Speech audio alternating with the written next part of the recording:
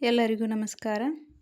Attorney general, advocate general ಅವರ ಬಗ್ಗೆ ನಾವು ನೋಡೋಣ. ಈ ಒಂದು ಟಾಪಿಕ್ ಮೇಲೆ ಒಂದಾದರೂ ಕ್ವಶನ್ ಬಂದೇ ಬರುತ್ತೆ. ಈ ಅಟಾರ್ನಿ ಜನರಲ್ ಅವರು 76ನೇ ವಿಧಿ ಮೂಲಕ ಆಯ್ಕೆಯಾಗ್ತಾರೆ. ಅಡ್ವೊಕೇಟ್ ಜನರಲ್ ಅವರು 165ನೇ ವಿಧಿ ಮೂಲಕ ಆಯ್ಕೆಯಾಗ್ತಾರೆ.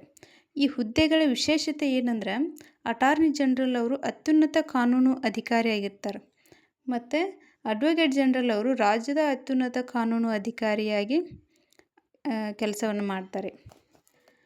ಇನ್ನು ಇವರನ್ನು ನೇಮಕ ಮಾಡೋರು ಯಾರತ್ತಂದ್ರೆ, ಕೇಂದ್ರ ಸರ್ಕಾರದ ಸಲಹೆ ಮೇರೆಗೆ ರಾಷ್ಟ್ರಪತಿಯವರು ಅಟಾರ್ನಿ ಜನರಲ್ ಅವರನ್ನು ನೇಮಕ ಮಾಡ್ತಾರೆ. ಇನ್ನು ಅಡ್ವೊಕೇಟ್ ಜನರಲ್ ಅವರನ್ನು ರಾಜ್ಯ ಸರ್ಕಾರದ ಸಲಹೆ ಮೇರೆಗೆ ರಾಜ್ಯಪಾಲರು ನೇಮಕವನ್ನು ಮಾಡ್ತಾರೆ. ಇನ್ನು ಇವರಿಗೆ ಪ್ರಮಾಣ ವಚನ ಯಾರು ಬೋಧಿಸ್ತಾರಂದ್ರೆ, ಅಟಾರ್ನಿ ಜನರಲ್ ಅವರಿಗೆ ರಾಷ್ಟ್ರಪತಿಗಳಿಂದ ಪ್ರಮಾಣ ವಚನ ಬೋಧಿಸ್ತಾರೆ. ಆಮೇಲೆ ಅಡ್ವೊಕೇಟ್ ಜನರಲ್ ಅವರಿಗೆ ರಾಜ್ಯಪಾಲರಿಂದ ಪ್ರಮಾಣ ವಚನನ ಬೋಧಿಸ್ತಾರೆ. ಇನ್ನು ರಾಜೀನಾಮೆ ಇವ್ರು ಯಾರಿಗೆ ಕೊಡಬೇಕಪ್ಪ ಅಂತಂದ್ರೆ, ಅಟಾರ್ನಿ ಜನರಲ್ ಅವರು ರಾಷ್ಟ್ರಪತಿಗಳಿಗೆ ಕೊಡಬೇಕು, ಅಡ್ವೊಕೇಟ್ ಜನರಲ್ ಅವರು ರಾಜ್ಯಪಾಲರಿಗೆ ತಮ್ಮ ರಾಜೀನಾಮೆಯನ್ನು ಕೊಡಬೇಕು. ಇನ್ನು ಇವರ ವೇತನ ಎಷ್ಟಂದ್ರೆ, ರಾಷ್ಟ್ರಪತಿಗಳು ನಿಗದಿಪಡಿಸಿದ ವೇತನವನ್ನು ಅಟಾರ್ನಿ ಜನರಲ್ ಅವರು ಪಡೀತಾರೆ. ರಾಜ್ಯಪಾಲರು ನಿಗದಿಪಡಿಸಿದ ವೇತನವನ್ನು ಅಡ್ವೊಕೇಟ್ ಜನರಲ್ ಅವರು ಪಡೀತಾರೆ. ಇನ್ನೊಂದು ಸ್ವಲ್ಪ ಹೆಚ್ಚಿನ ಮಾಹಿತಿಯನ್ನು ನಾವು ನೋಡಬೇಕಂತಂದ್ರೆ, ಅಟಾರ್ನಿ ಜನರಲ್ ಅವರು ಈಗ ಪ್ರಸ್ತುತ ಅಟಾರ್ನಿ ಜನರಲ್ ಯಾರಂದ್ರೆ ವಿ ವೆಂಕಟರಮಣಿ ಅಂಥೇಳಿ. ಪ್ರಸ್ತುತ ಅಡ್ವೊಕೇಟ್ ಜನರಲ್ ಯಾರಂದ್ರೆ ಕೆ ಶಶಿಕಿರಣ್ ಶೆಟ್ಟಿ ಅಂಥೇಳಿ.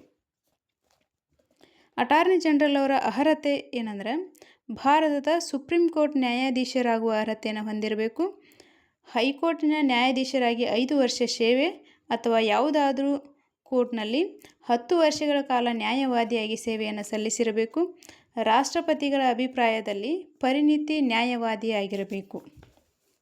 ಇನ್ನು ಅಡ್ವೊಕೇಟ್ ಜನರಲ್ ಆಗಬೇಕಂತಂದ್ರೆ ಅದರ ಅರ್ಹತೆ ಏನಪ್ಪ ಅಂತಂದ್ರೆ, ಹೈಕೋರ್ಟ್ನ ನ್ಯಾಯಾಧೀಶರಾಗುವ ಅರ್ಹತೆಯನ್ನು ಹೊಂದಿರಬೇಕು, ರಾಜ್ಯದ ನ್ಯಾಯಾಂಗೀಯ ಸೇವೆಯಲ್ಲಿ 10 ವರ್ಷಗಳ ಕಾಲ ಸೇವೆಯನ್ನು ಸಲ್ಲಿಸಿರಬೇಕು ಅಥವಾ ಹೈಕೋರ್ಟ್ನಲ್ಲಿ 10 ವರ್ಷಗಳ ಕಾಲ ನ್ಯಾಯವಾದಿಯಾಗಿ ಸೇವೆಯನ್ನು ಸಲ್ಲಿಸಿರಬೇಕಾಗಿರ್ತದೆ.